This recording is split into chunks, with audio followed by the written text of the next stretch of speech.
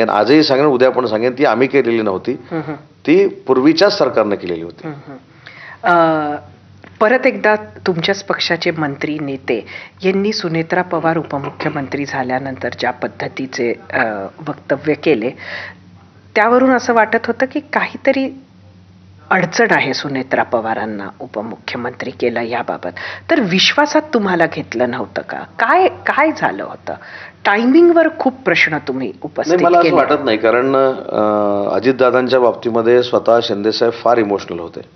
मी मध्ये बारामतीला देखील एका भाषणामध्ये सांगितलं की अजितदादांचा जाण्याचा धक्का जेवढा पवार कुटुंबियांना होता तेवढाच शिंदेसाहेबांना बसलेला होता.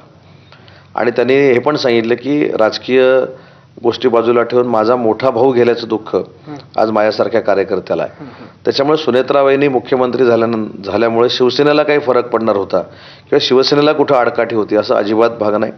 ठीक आहे, मंत्री महोदयांकडनं बोलणं गेलं, त्याच्यानंतर साहेबांनी त्यांना करेक्ट केलं. मी देखील त्यावेळी असं बोललो होतो, त्याचा विपर्यास केला गेला. मी तर असं म्हटलं होतं की सुनेत्राबाईंनी उपमुख्यमंत्री झाल्यानंतर अजितदादांचा वारसा नक्की पुढे नेतील, हा कॉन्फिडन्स आम्हाला सगळ्यांना आहे. पण माझ्या तोंडामध्ये असं घालण्यात आलं की मी त्यांना विरोध केला आणि तो शिवसेनेचा विरोध आहे. अजिबात नाही. त्याच्यामध्ये वाक्य असं बोललो होतो की सोशल मीडियावर जे काय येत आहे, ज्या चुकीच्या बातम्या येतात की असं का झालं, असं का झालं, तर ही शंका काही लोकांच्या मनामध्ये आहे, हे मी बोललो.